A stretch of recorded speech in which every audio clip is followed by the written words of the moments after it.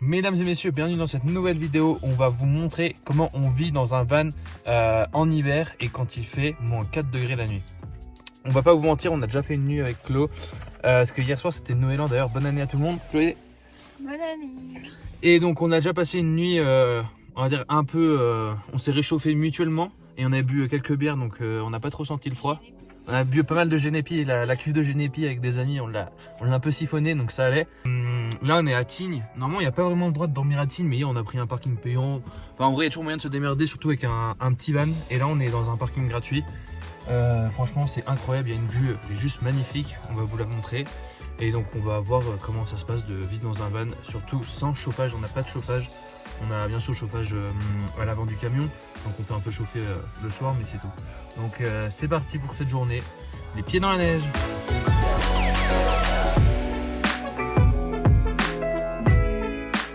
Pour ceux qui ne connaissent pas Tignes, là-bas c'est Tignes-le-Lac, et ensuite il y a Tignes-Val-Clairet qui est encore plus haut.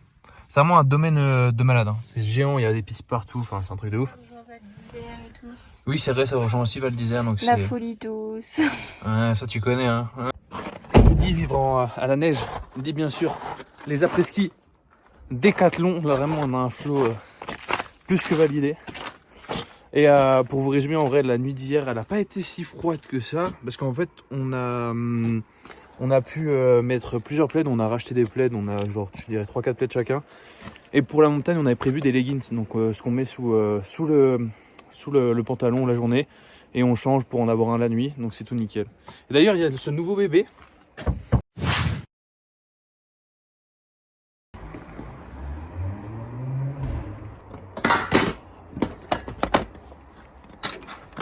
Donc pour ce faire, j'aurais besoin d'une clé de 10.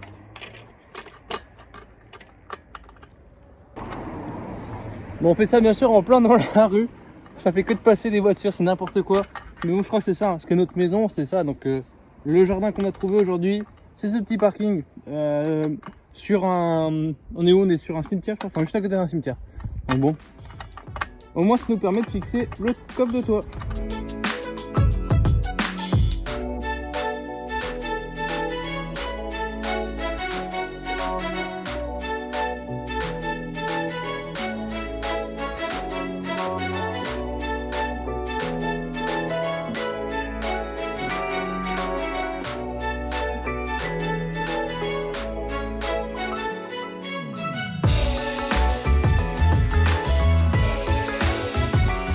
Bon, on a gentiment trouvé des gens qui nous ont... Bah c'est pas gentiment, c'est juste...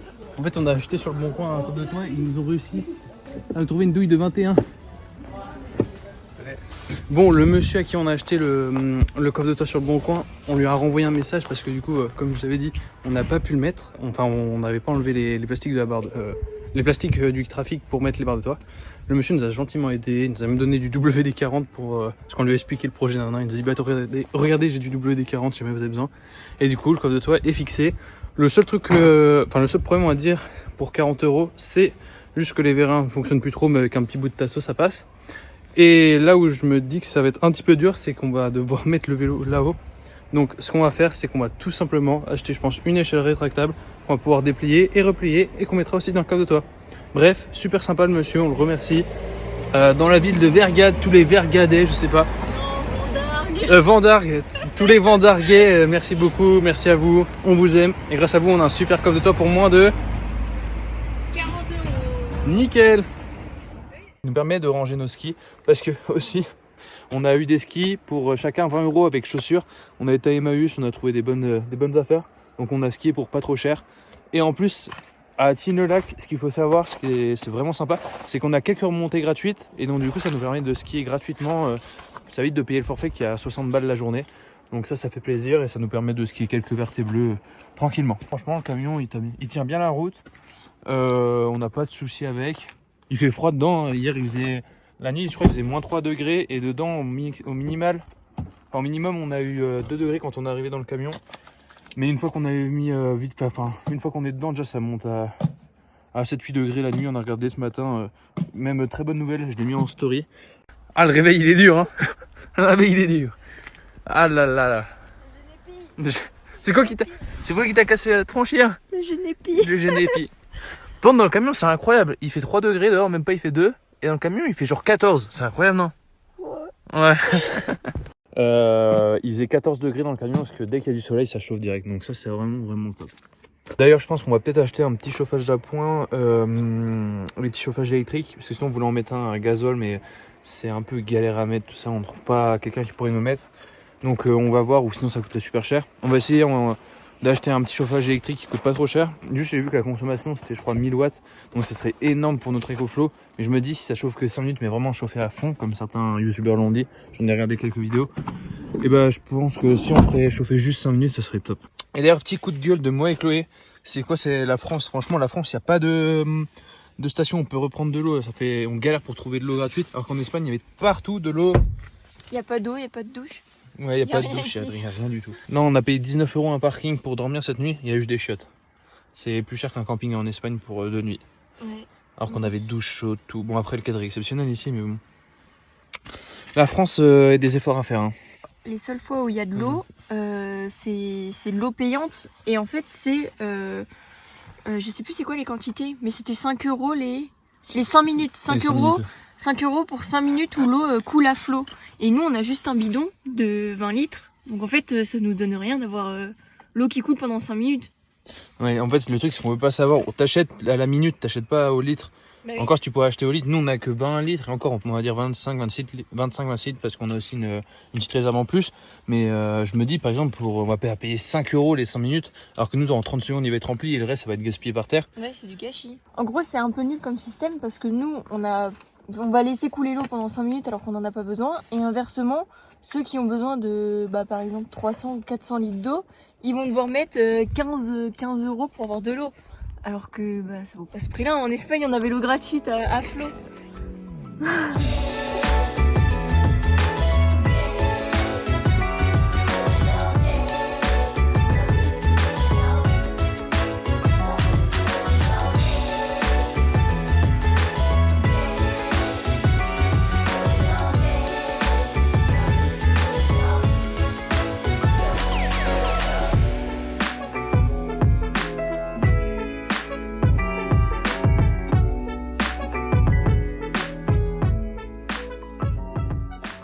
Bon les amis, on sort de la navette, je pense qu'on l'entend. Au final, on va descendre dans le bled un peu plus bas qui s'appelle Bourg-Saint-Maurice. Là, on avait passé 2 jours en attendant les parents de Chloé. Puis là, cette nuit, j'annonce moins 10, donc ça va. On va bien jouer avec le feu, mais là, à 2100 mètres, genre tout gèle. Enfin là, sans chauffage, puis même tout est gelé par terre. Genre, c'est un peu compliqué, donc c'est pas un échec, hein, parce que hier, on l'a fait. On aurait pu le faire une nuit de plus. S'il faisait -1, -2, ça nous va. Après, en dessous, c'est vraiment trop vénère. Donc bon, on va plutôt descendre à Bourg-Saint-Maurice à 600 mètres d'altitude à peu près. Donc on va retrouver les températures plutôt normales. Je crois qu'il fait 6 ou 7 degrés cette nuit. Donc ça fait quand même une différence de 16 degrés. C'est pas négligeable en van.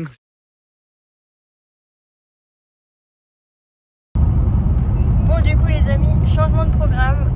Là on se dirige vers Albertville où on va faire des courses et acheter quelques trucs qu'on a besoin. Et après on s'est dit, parce qu'en fait on avait un panneau et il y avait écrit Courchevel, on s'est dit mais ça se trouve on n'est pas loin du tout. Et au final on est vraiment pas loin, on est à 38 minutes de Courchevel. Du coup on va à... Courchevel. La van life à Courchevel, ça va être beau ça. Ouais, ça va être incroyable. Apparemment c'est une station de malade, donc on va voir. Et en plus de ça on va pouvoir tester la nuit dans le camion des températures négatives parce qu'ils annoncent -1 et demain soir je crois c'est -2, -3. Donc bon, on verra bien. Mais en tout cas ça va être trop cool. Bon, ça y est, on a fait des courses. Maintenant on se dirige vers Courchevel.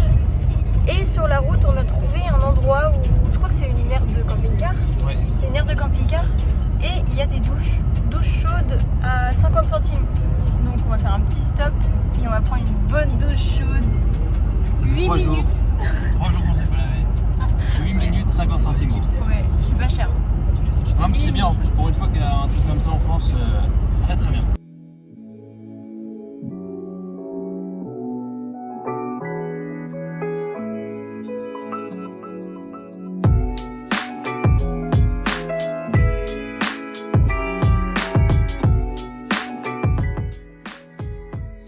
Bon ben on vient de manger, on a mangé une bonne soupe histoire de se réchauffer.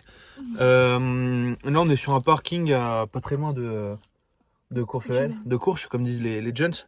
Et donc du coup, vu qu'on n'est pas très loin de Courche, on va se référer à la météo de Courchevel tout simplement. Et là je crois qu'il fait 1 degré dehors. Et vu qu'on vient de faire à manger et tout, il fait environ 13-14 degrés dans le camion, donc ça va. Mais quand on est revenu, il faisait 10.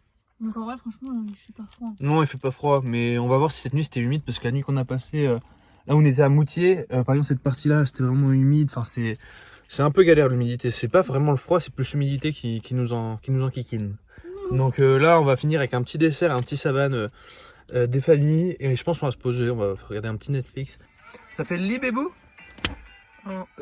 Qu'est-ce quoi? T'as cassé quoi dans le camion? Non, c'est bon. Comme ça, il n'y a pas trop d'humidité. Généralement, il y a de l'humidité là-dessus sur cette partie. D'ailleurs, genre...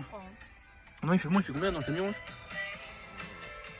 Quasiment 12. Quasiment 12. On a perdu un peu, on va voir tout à l'heure. Et ce qu'on va faire ici, c'est qu'on va enlever ça. On va tout remettre d'Armaflex.